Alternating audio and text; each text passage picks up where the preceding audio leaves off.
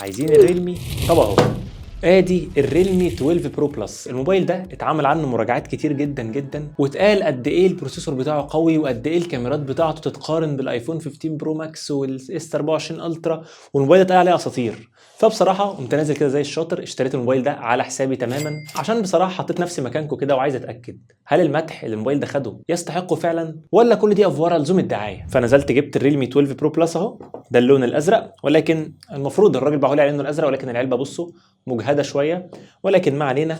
تعالوا نمسك السكينه بتاعتنا ونبدا فتح العلبه ونشوف كده ايه الدنيا معانا هنا. طبعا الموبايل ده لا شك انه واحد من اقوى واحلى الموبايلات الموجوده في الفئه المتوسطه. ما تخلونيش ابالغ واقعد اقول بقى زي اللي بيقولوا ده موبايل رائد وده يتقارن بالفلاج شيبس وي وي وي، لا ده موبايل متوسط. فانا جاي اتاكد بصراحه من حقيقه هل هو فعلا بيتقارن بفلاج شيبس ولا لا. بسم الله، نفتح كده. طبعا النسخه اللي معايا دي بعرضها للبيع بعد ما بخلص مراجعه، لو حد حابب يشتريها يكلمني على الفيسبوك او على الانستجرام او اي حاجه ويقول لي بس انا عايز الجهاز ده. بس استنوا، عايزكم تحت في التعليقات بسرعه تنزلوا كده حالا تكتبوا عاوزين انهي فيديو الاول، فيديو المراجعه الكامله اللي هنجرب فيه تجربه التصوير والكاميرات وكل حاجه تخص الجهاز ده عشان نتاكد من صحه الاشاعات اللي بتتقال عليه، ولا فيديو الالعاب يكون الاول ونمسك الموبايل ده برضه نضغط على المعالج بتاعه باكبر قدر ممكن. اكتبوا لي تحت في التعليقات حالا عايزين ايه دلوقتي. طبعا مش هفكركم بقى اللايك والاشتراك، ده المفروض دي حاجات اساسيه يعني انتوا عارفينها. المهم ريلمي اهو، ميك ات ريل. ماشي، نبدا باول بوكس. هل معاه جراب ولا لا؟ بصراحه انا ما اعرفش، انا بفتح العلبه معاكم زيكم كده.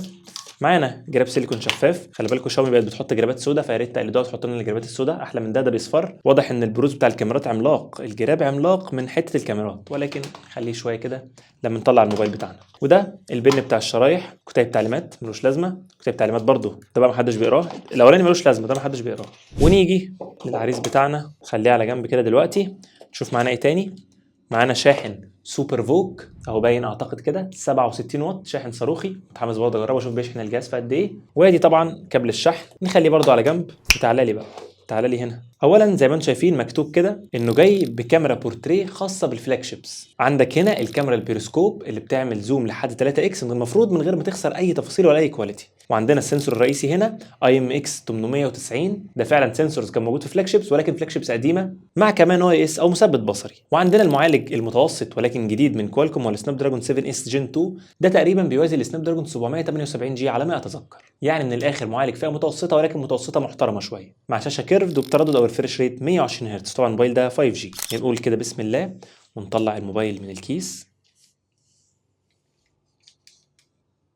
شوف كده اللون اللي معانا، اللون الازرق. بصراحه وما اكدبش عليكم من غير اي مبالغه، الموبايل فخم بغباء، الموبايل شكله شيك جدا جدا جدا، ومن اشيك الموبايلات اللي في الفئه المتوسطه اللي مسكتها في حياتي. وبصراحه ما يقلش جماليه عن اي موبايل فلاج شيب كشكل وتصميم. فعلا التصميم ده مصروف عليه اكنه موبايل فلاج شيب.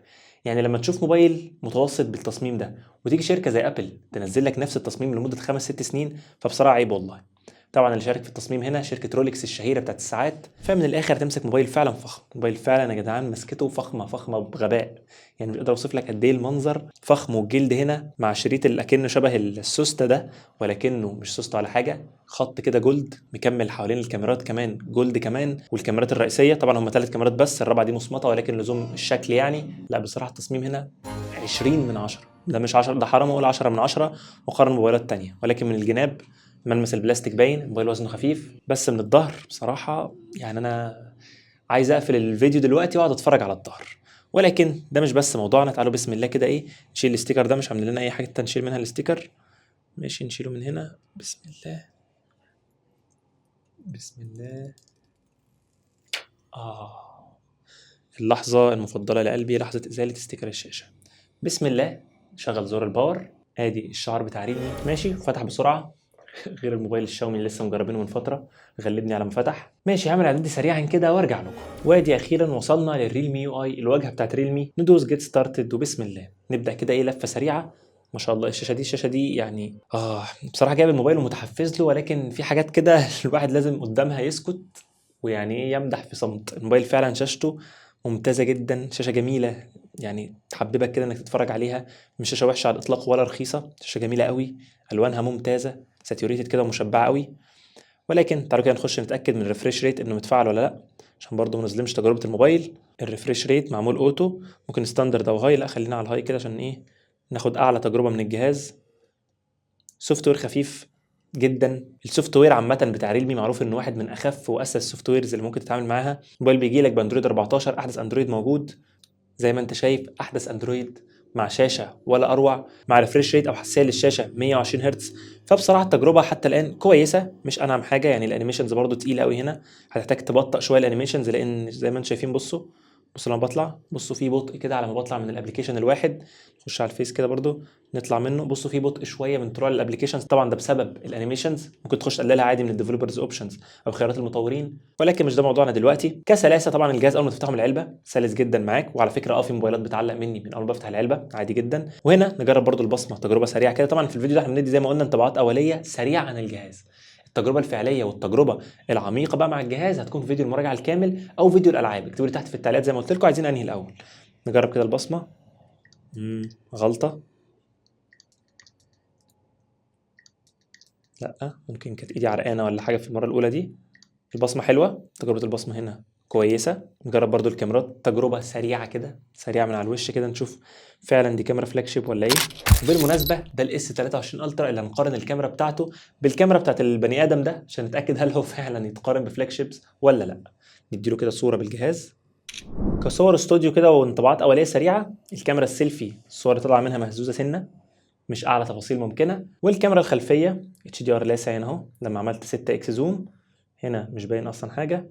هنا ال 3 اكس كويس، ولكن برضو زي ما انتم شايفين الهايلايتس هنا ضربه مع السلامه خالص. فين ال 1 اكس؟ دي ال 1 اكس العاديه. بصراحه الصوره كويسه مليانه تفاصيل، تفاصيل ممتازه، ولكن برضو محتاجين نطلع بيها بقى بره في الشمس ونقارن الكاميرتين دول ببعض عشان نتاكد فعلا الجهاز ده الكاميرا بتاعته كاميرا فلاج شيب ولا دعايه وكلام على الفاضي. ولو حد حابب يعرف برضو الجراب لما تركبه الموبايل بيكون شكله عامل ازاي، اهو ده شكل الجهاز بالجراب. ولكن بصراحه ما اكدبش عليكم، انا لو شاري الجهاز ده هستحرم امشي بيه بالجراب. يعني الجراب طخنه وخلاه جهاز عادي، ولكن لا الاحلى بصراحه لا، حط الجراب كده على جنب، امشي احسن بالموبايل بالمنظر ده، وربنا يعوض عليك لو وقع بقى. كده نكون خلصنا الانطباعات الاوليه السريعه عن الجهاز ده. الجهاز ده كبصمه كده البصمه بتاعته كانت جميله. الانيميشنز محتاجه تتسرع سنه في الواجهه بتاعت الجهاز ده وفي واجهه ريلمي عموما. ولكن الموبايل ده كتصميم ياخد 100 من 10 زي ما انتم شايفين. الانعكاسات اصلا انا مش قادر يعني ارفع عيني على الموبايل. انت بجد لو حد شافك وانت ماسك الموبايل ده يا هيحسدك يا اما يقول لك انت جايب الموبايل ده منين واسمه ايه، وهيقعد يعرفك. ابص هيبقى عايز يعرف كل تفاصيل الجهاز ده.